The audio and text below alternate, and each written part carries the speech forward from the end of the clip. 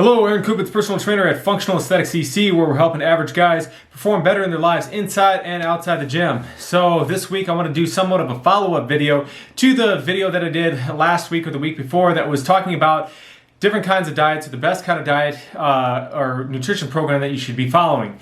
You know, because obviously you have lots of different ideas out there. You have anything from like simple macronutrient counting, you have keto, you have intermittent fasting, you have paleo, Mediterranean, a lot of different ideas out there on what is the optimal way to eat, and in that video I covered that. So if you haven't seen that yet, go ahead and check that one out. Go to my channel and whatnot, you can see that.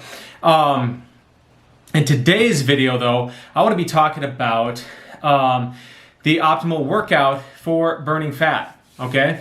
So, there's no shortage of advertisements out there and workouts out there purporting to help you burn fat, reveal your six-pack for summer, and they're typically some variation of a HIIT style workout, right?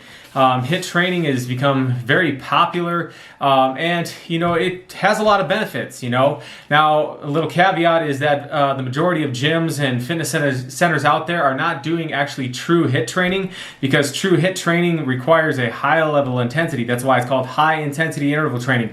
Most gyms out there are doing more of a circuit style of training, which actually is not necessarily ideal for, it's good for helping you, burn some calories, get some movements, improve your overall endurance and work capacity a little bit, but it's not actually true HIIT training. And I've talked about this in some other posts and some other videos, because HIIT training actually has to do with when you're working at a high intensity or all out max capacity, you literally just cannot physiologically sustain that for more than, 10, maybe 15 to 20 seconds at max, because your body runs out of ATP, which is the primary fuel used for doing this high intensity form of exercise. And so it needs to then go and regenerate the ATP before you can produce another high intensity burst. So things that would actually be more accurately called high intensity interval training would be things like actually going out there on the track and sprinting 100 yards, right? Or going and doing a 1 rep max deadlift, or anything 5 reps or below. That would be high intensity. If you're doing box jumps or something and you can only sustain it for a few seconds before you're completely gassed out, and then you have to use a couple minutes of recovery time to then restore that. And that right there is the actual HIIT that the scientific literature is talking about, not this stuff where you're doing short rest intervals back to back to back of various different exercises, with most gyms typically have you doing, and a lot of these body weight exercise circuits are more just circuit training, not actual true HIIT training.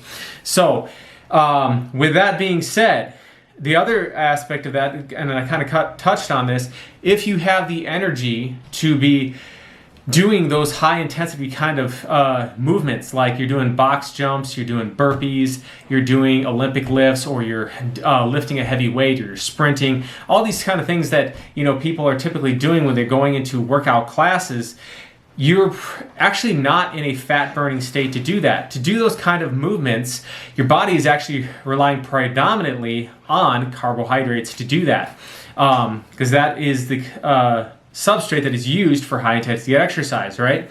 So if you are able to do those kind of movements, you're not in a fat burning state. Now, some people will say, well, HIIT training can be effective for burning some body fat and stuff. And yes, it can be effective for helping you, especially if you have what is called visceral fat. So when it comes to fitness, there's two primary kinds of fat that we want to be concerned with. And the first one would be like your subcutaneous fat, right? So subcutaneous fat is that fat that lies underneath your skin, right? You can pinch this fat or whatever. It obscures your six-pack, prevents you from seeing your abs, and it lies directly underneath the skin.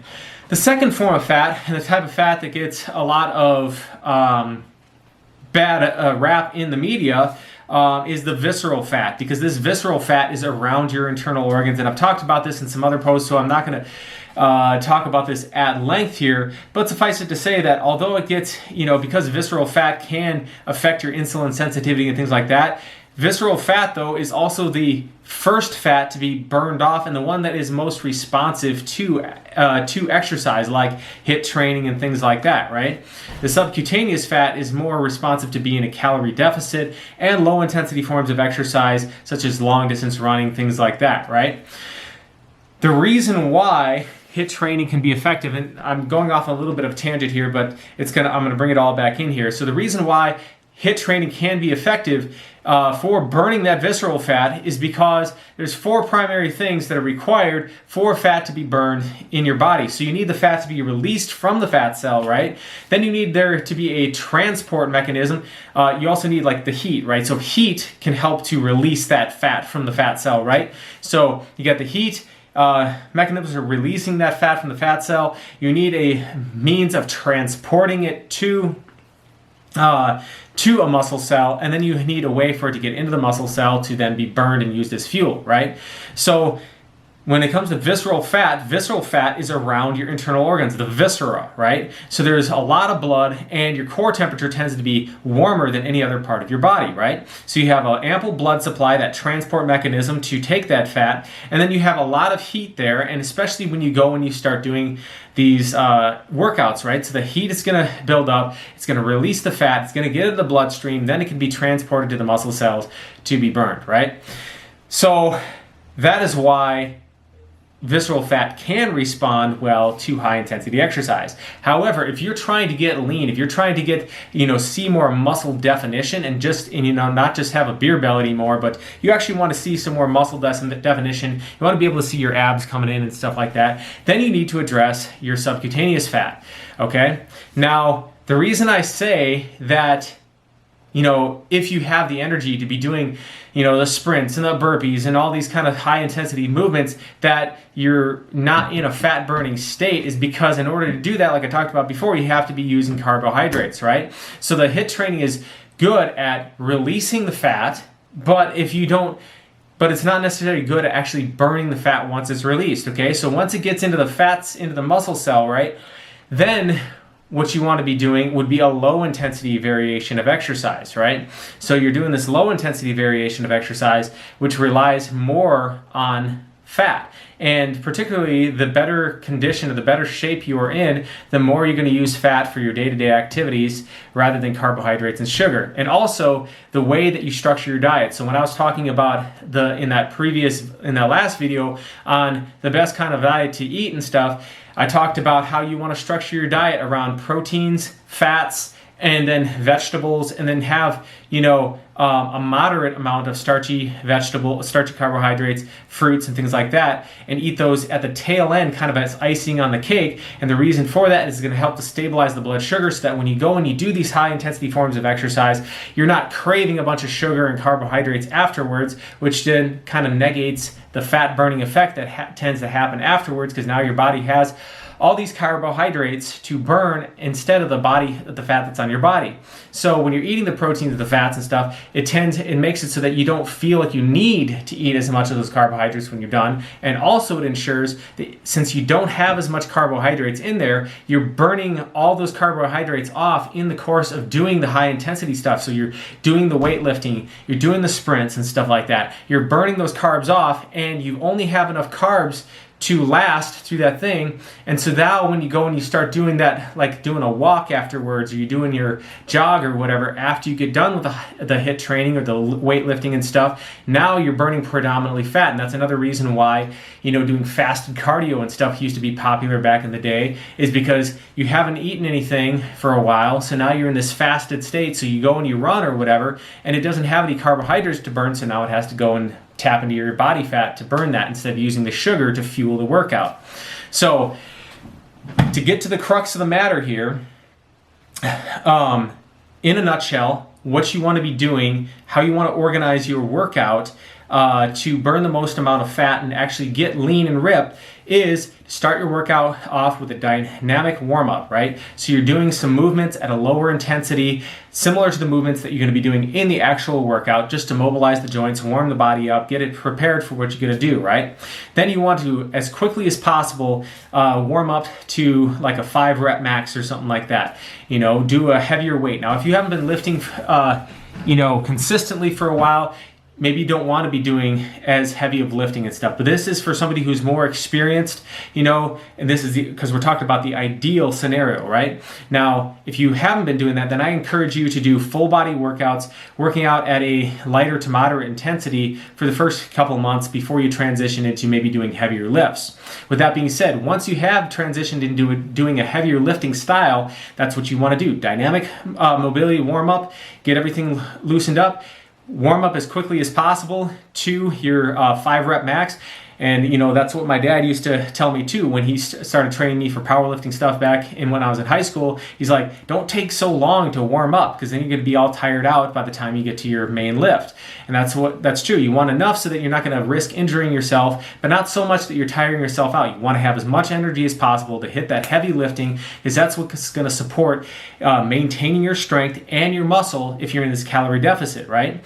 Your body needs a reason to hang on to muscle, so you need to make sure that you're providing that stimulus for that, and that's what the heavy lifting is doing, right? So now after you've done the heavy lifting, the next thing you want to be doing is some sort of power type movement, or so that can include, you can maybe be doing jumping rope, you can be doing burpees, you can be doing kettlebell swings. If you have the technical proficiency to do it, maybe you're doing a deadlift, and then you could be doing barbell cleans or snatches, things like that. Those are very technical movements for more advanced athletes, but that would be also a form of that. You could be doing box jumps. Now, I like to, for the power movements and stuff, in a lot of my programs, I like to take movements that mimic the strength movement, but are a power movement. So you're using similar muscle groups, but using them in a different way, right? So you can also do a sprint. So maybe you do a set of squats, and then you go out and you do some sprints. Or you're doing some jump squats after you're doing the squats, right? So have some form of power movement after the strength movement, okay? Then the next thing that you want to be doing would be some, hypertrophy work. So some maybe like bodybuilding style stuff, right? So isolation exercises. Maybe you're doing some like biceps curls, some tricep press downs, throw in some dips or something like that, maybe doing some ab work, some stuff too, or maybe even some like leg extensions or whatever. Doing more of those bodybuilding style things where you're working in a moderate rep range, somewhere between 10 to 15, like 8 to 15 repetitions. 15 repetitions at the high end, 8 repetitions at that low end, and that's about ideal to help stimulate that muscle growth. After you've done those more high intensity things at the beginning with the strength powerlifting style, doing the powerlifting style, and then the more actual power training after that, and now you're doing the hypertrophy stuff. At the end of the workout, after you've exhausted all the carbohydrate stores and stuff, you don't have a lot of energy left. Now what I recommend is, if you have more energy, go ahead and feel free to go out for like a jog or something. A lot of times doing that, it leaves you with not that much energy left in the tank, so you can just go out for a walk for anywhere between 10 to 20 minutes after you get done, to kind of let that, you have that post EPOC effect, or excess post-oxygen consumption going on there. You can get that oxygen, because oxygen is actually the primary thing that's burning the fat off, right? So you go out for that walk, restore yourself, you're calming your nervous system down too. This has a dual effect as well. If you're doing all this stuff, this high intensity stuff, or going out and doing marathon training, it tends to elevate levels of cortisol, which is the opposite of what you want, right? So especially as you're getting older, okay? So as you're, when you're younger, you can go out and do marathon training and, all this martial arts training where you're doing tons and tons of push-ups and all that kind of stuff, right? And it will be good for the body, and your body can handle it okay, because you have an optimal hormonal environment to do that. For women, their estrogen and progesterone is right in that healthy range. For guys, their testosterone levels are high and stuff. But cortisol and testosterone have this inverse relationship. So as you start getting older as a guy and your testosterone levels start, declining, the last thing you want to be doing is something that's going to be elevating your cortisol levels, which long distance steady state cardio tends to do, right? So it's very important, after you get done with this hardcore workout that we're doing, if you're going to go out and do something, do it something that's going to help you bring down that stress level.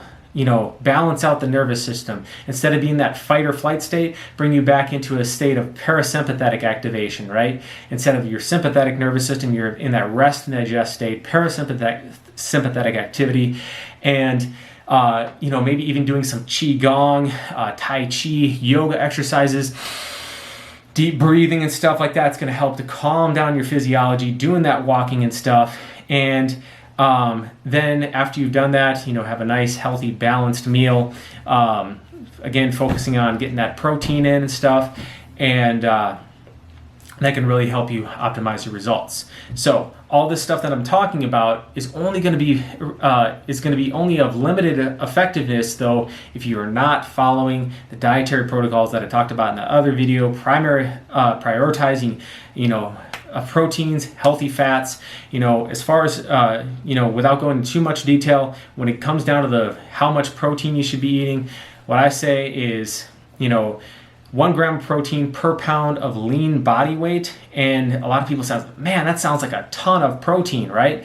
Well, the beauty of this system is that since protein is so satiating, if you have a lot of fat on your body, you're not going to have the appetite to eat that much protein, right? So what you do instead is you split up that protein intake into like between 3 to 6 meals, depending on your body size, right? So if you're a smaller person, like if you're 150 pounds, you could get away with 3 meals. If you're a bigger guy, you got like 200 pounds of lean muscle on your body or something like that, you got to eat more protein, because I don't recommend eating more than 50 grams of protein in one sitting, because then some of that protein can be converted to glucose, and then you're just essentially wasting protein, which is more expensive than carbs, so you might as well just be eating the carbs to begin with, right?